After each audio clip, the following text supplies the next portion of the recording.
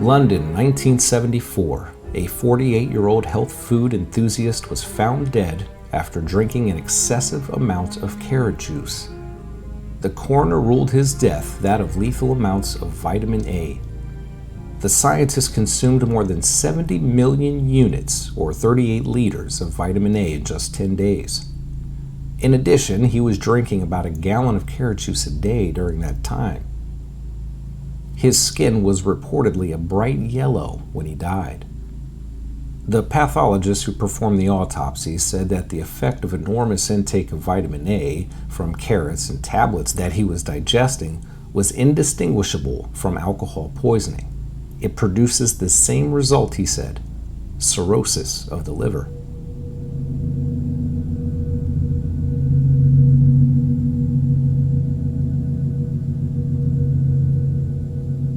A man went missing on March 25, 2017 after setting off for harvest in a remote village on the western part of Indonesia. His remains were found 2 days later inside the body of a python snake. He was a local villager named Akbar.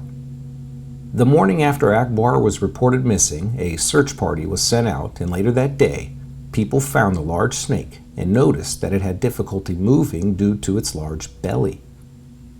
Residents then cut open the belly of the snake and found Akbar dead inside. People also said they heard cries from the palm grove the night before Akbar was found eaten by the snake. This was the first confirmed case of a python killing and consuming an adult human, as the process of retrieving the body from the python's stomach was documented by pictures and videos taken by the witnesses. About a year later, on June 14, 2018, a 50-year-old woman, also of Indonesia, was eaten whole by a reticulated python that had slithered into her home.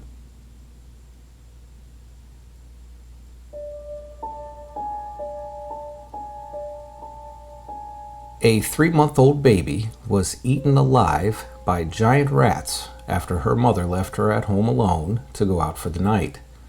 The 26-year-old mother returned to her home at dawn to find the remains of her daughter in her blood-soaked bed. A neighbor was alerted by the screams and rushed inside the home to find the bloody scene. The infant's tongue, eyes, and fingers had all been eaten. Besides the missing body parts, the remains of her body had bite wounds all over. This disturbing incident happened in Johannesburg, South Africa. The mother wouldn't admit to leaving the child home alone and claimed that the wounds were accidental burns, which was later confirmed to be bite wounds. Angry locals who gathered after the police took the mother away said that she had been drinking all night at a local bar. The landlord said the mother came running out of her house around 6:30 a.m. screaming after discovering her baby. The landlord also said she typically leaves the children alone at night, and they cry themselves to sleep. After the woman's arrest, the father of the twins, aged 28, came to get the surviving boy, who is now in the care of his new girlfriend. Just a month earlier, their 77-year-old grandmother also died when these giant rats ate her alive in her sleep. This isn't the only case of killer rats either. An Arkansas couple remains in jail on child endangerment charges after rats fed on their 15-day-old infant. According to official documents, they brought their baby to the hospital where medical personnel counted at least 100 bites on the child's face, arms, and hands. The 5-pound baby required facial reconstructive surgery, and detectives say the infant's tender skull was visible through a forehead wound. Officials estimate that the rodent's attack on the defenseless infant lasted several hours. The girlfriend allegedly told police that she woke early Sunday morning to the baby's cries and discovered that the child was covered in blood. Police allege that the boyfriend woke earlier to the child's cries and noticed bloody rat footprints in the baby's crib, but took no action. Police say the couple admitted that their home was infested by rats, and they did nothing to deal with it. The police documents say the couple so feared losing their child that they held off on bringing the baby for medical treatment.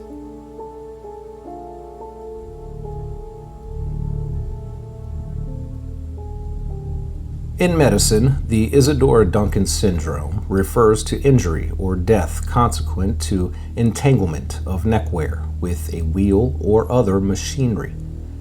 Angela Isadora Duncan was an American dancer who performed to great acclaim throughout Europe. Born and raised in California, she lived and danced in Western Europe and the Soviet Union from age 22 until her death at age 50, when her scarf became entangled in the wheels and axle of the car she was riding in.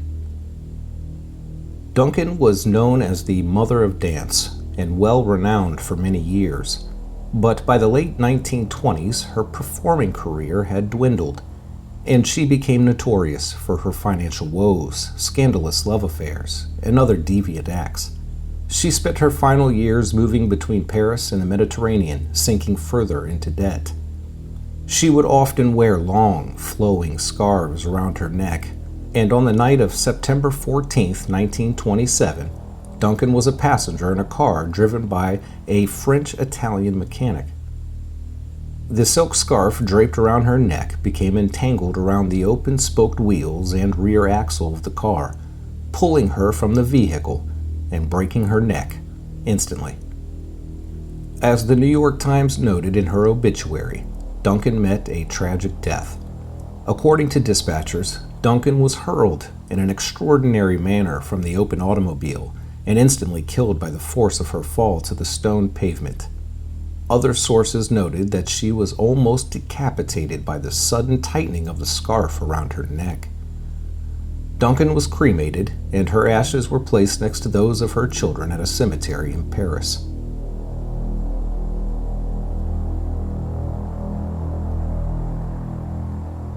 Farmer Terry Vance Garner, 69, from Coos County, Oregon, was eaten by his own pigs.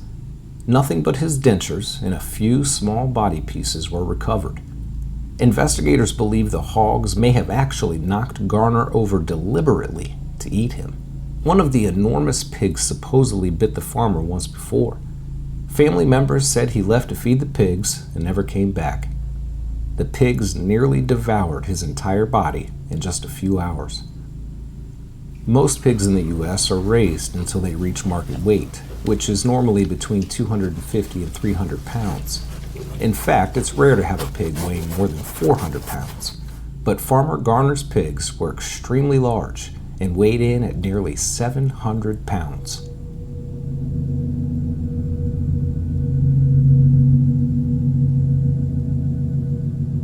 The first recorded case of a pedestrian fatality involving a self-driving vehicle happened on March 18, 2018.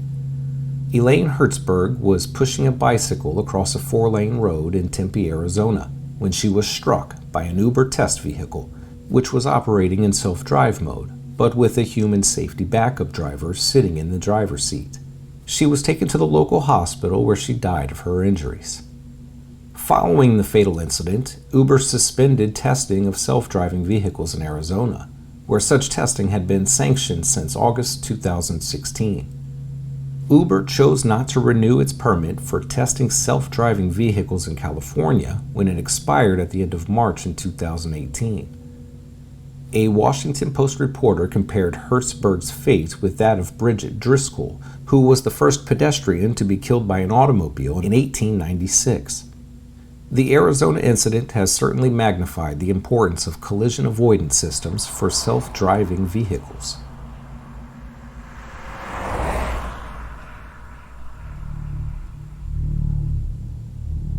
On February 29, 2020, several people gathered for a sauna party in an indoor swimming pool in Russia.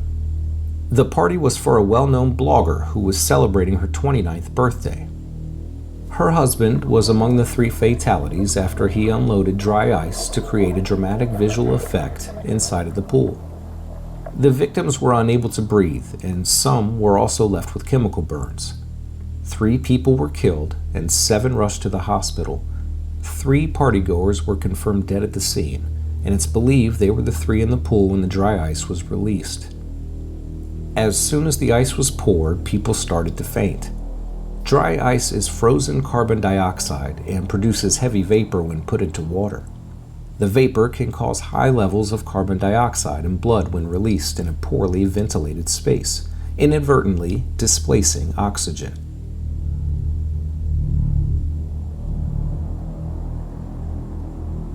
A man with a request to be killed and eaten voluntarily answers a cannibal's ad.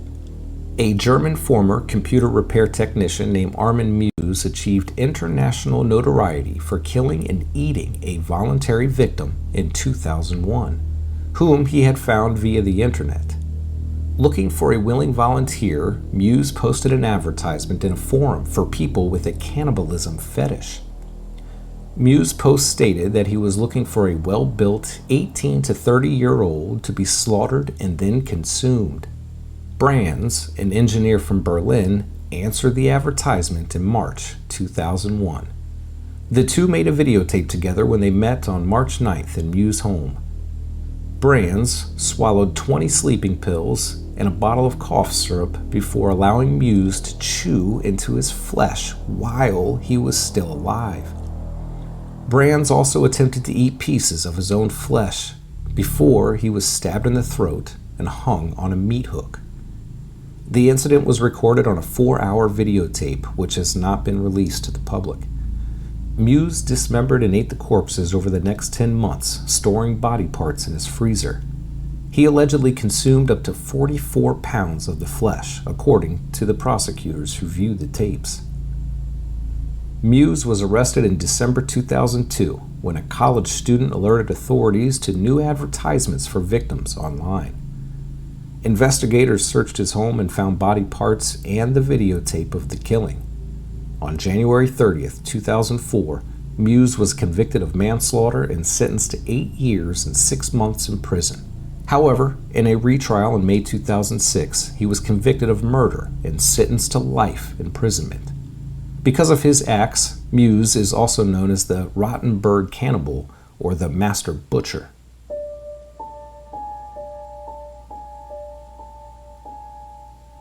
A corporate and security law specialist in Toronto, Canada, died when he was giving a tour of the Toronto Dominion building to a group of students when he fell 24 stories from an office window. He would often perform a stunt where he would run and slam himself against the glass windows to prove they were unbreakable. He had supposedly done this numerous times in the past, having previously bounced harmlessly off. However, in this instance, the force of him slamming into the window forced the window from its frame, causing the entire intact window to fall from the building.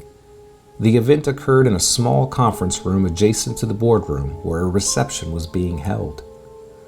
Structural engineer Bob Greer was quoted by the Toronto Star saying, "I don't know of any building code in the world that would allow a 160-pound man to run up against the glass window and withstand it." In another interview, the firm's spokesman mentioned that the glass, in fact, did not break, but popped out of its frame, ultimately leading to the man's fatal plunge. His death contributed to the closing of the Holden Day Wilson in 1996, at the time the largest law firm closure in Canada.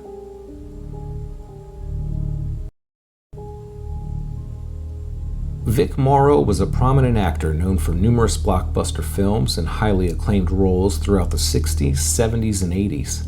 In 1982, he was cast in a feature role in the Twilight Zone movie, in a segment directed by John Landis. In the early morning hours of July 23, 1982, Morrow and 2 child actors were filming on location in California, in an area that was well known as the Indian Dunes, near Santa Clarita. They were performing a scene for the Vietnam sequence in which their characters attempt to escape a deserted Vietnamese village from a pursuing U.S. Army helicopter. The helicopter was hovering at approximately 24 feet above them when the heat from the special effect pyrotechnic explosions reportedly damaged the rotor blades. It caused the helicopter to crash on top of them, killing all 3 instantly. Morrow was decapitated by the helicopter rotor blades. The director, Landis, and 4 other defendants, including the pilot, were ultimately acquitted of involuntary manslaughter after a nearly 9-month trial. Morrow now rests in Hillside Memorial Park Cemetery in Culver City, California.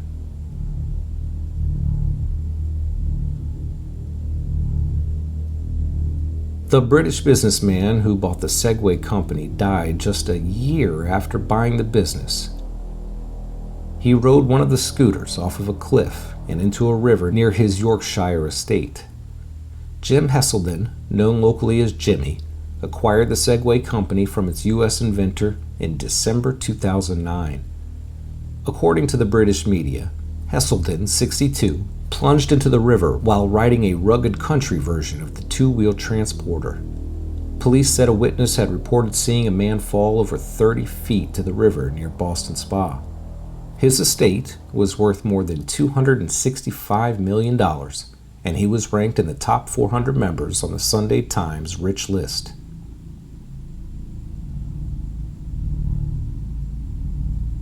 A 45-year-old man named DeSouza was in bed with his wife when a cow fell through the ceiling of their home in southeast Brazil.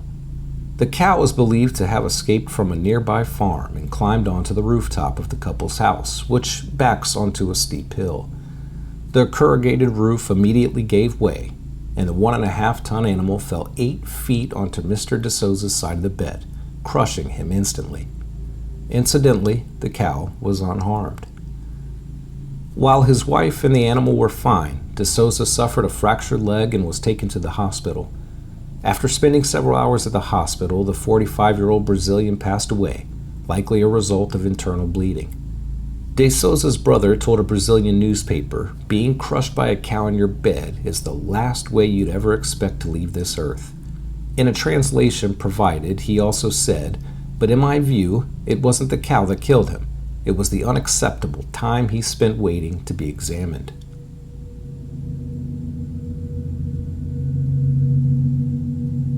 A man by the name of Draco was the first recorded legislator of Athens in ancient Greece. He replaced the prevailing system of oral law and blood feud by a written law to be enforced only by the court.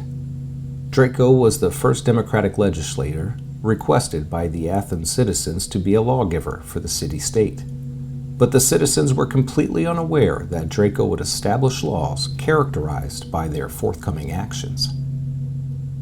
One day, when Draco was at a theater in town, the townspeople began to shower him with gifts of love. They threw hundreds of cloaks and hats, showing their appreciation.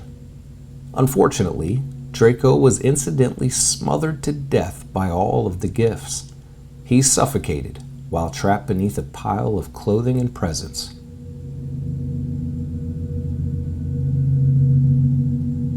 Murderous Mary was a 5-ton elephant who used to perform in the Sparks world-famous circus in the early 1900s. On September 11th, 1916, a homeless man named Red Eldridge, who worked as a hotel clerk, was hired as an assistant elephant trainer by the Sparks world-famous circus. He was killed by Mary in Sullivan County, Tennessee, the very next day, September 12th. The unqualified Eldridge led the elephant parade, riding atop Mary's back. Mary was the star of the show, walking at the front of the line. There were several accounts of his death by onlookers. One recounted by W.H. Coleman, who said Eldridge prodded her behind the ear with a hook after she reached down to nibble on a watermelon. She went into rage, snatched Eldridge with her trunk, threw him against a drink stand, and stepped on his head, crushing him. A newspaper account from the Johnson City staff said that Mary lifted Eldridge 10 feet in the air and then threw him with fury to the ground, and with full force sunk her giant tusks through his body. The animal then trampled the dying Eldridge in a murderous triumph. Onlookers began chanting, "Kill it! Kill the elephant!" And within minutes, the local blacksmith, Hinch Cox, tried to kill Mary, shooting her 5 times, which only enraged Mary more.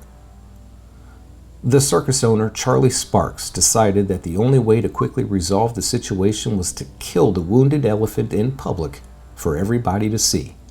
The following day, a foggy and rainy September 13th, Mary was transported where a crowd of over 2,500 people, including most of the town's children, assembled to watch the death of Mary.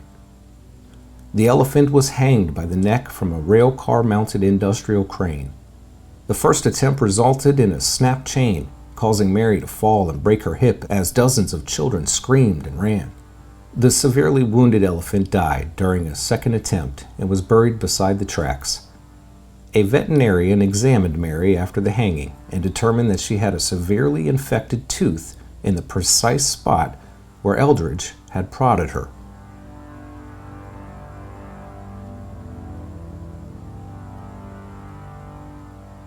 Gloria Ramirez was an American woman from Riverside, California, who was dubbed the Toxic Lady or the Toxic Woman by media when several hospital workers became ill after exposure to her body and blood.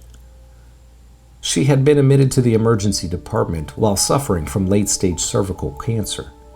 While treating Ramirez, several hospital workers fainted, and others experienced symptoms such as shortness of breath and muscle spasms. 5 workers required hospitalization, one of whom remained in an intensive care unit for 2 weeks. An investigation by Lawrence Livermore National Laboratory proposed that Ramirez had been self-administrating a treatment for pain, which converted into an extremely poisonous and highly carcinogenic agent via a series of chemical reactions induced inside the emergency department. Although this theory has been endorsed by the Riverside Coroner's Office and published in the journal Forensic Science International, it's still a matter of debate in the scientific community.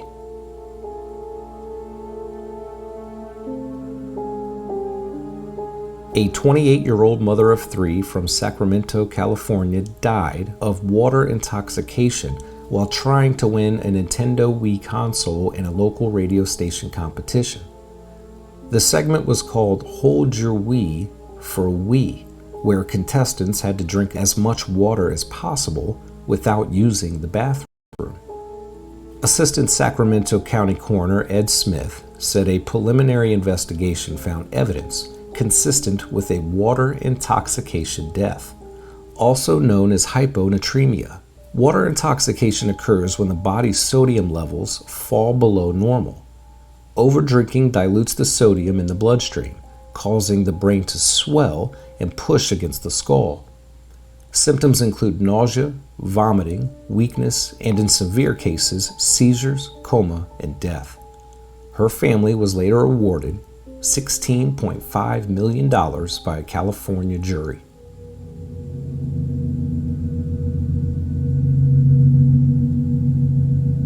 Adolf Fredrik, King of Sweden, died of digestion problems after having consumed a meal of lobster, caviar, sauerkraut, smoked herring, and champagne, topped off with 14 servings of his favorite dessert. He is remembered by the Swedish school children as the king who ate himself to death. Adolf Fredrik was King of Sweden from 1751 until his death. The king was regarded both during his time and in later times as dependent on others, a weak ruler, and lacking of any talents. But he was allegedly also a good husband and a caring father, and a gentle master to his servants. He remained a mere constitutional figurehead until his death.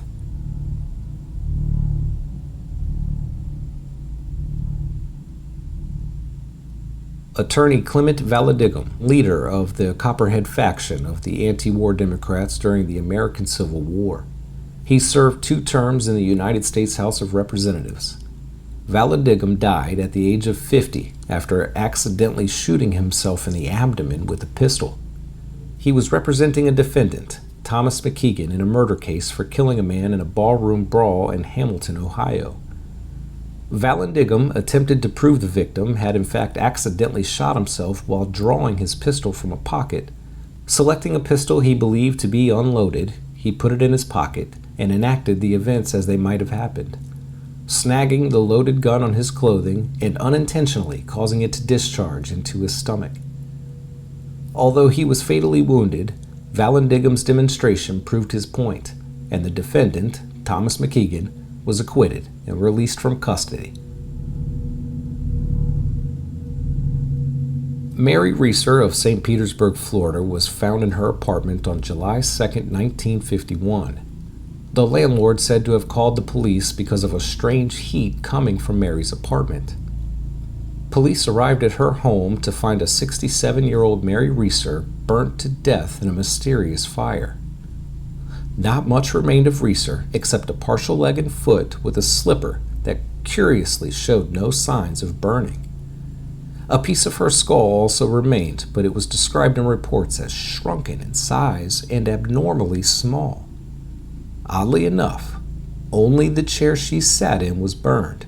Nothing else in the apartment showed signs of charring. It requires 3 to 4 hours of 3,000-degree temperatures to cremate a body, so the case of Mary Reeser was unheard of until it was brought to the attention of authorities that this was in fact a human combustion case. This is when a person bursts into flames from a chemical reaction in their body, without any external heat sources. FBI took over this case and officially ruled it a fire, although many scientists will debate otherwise.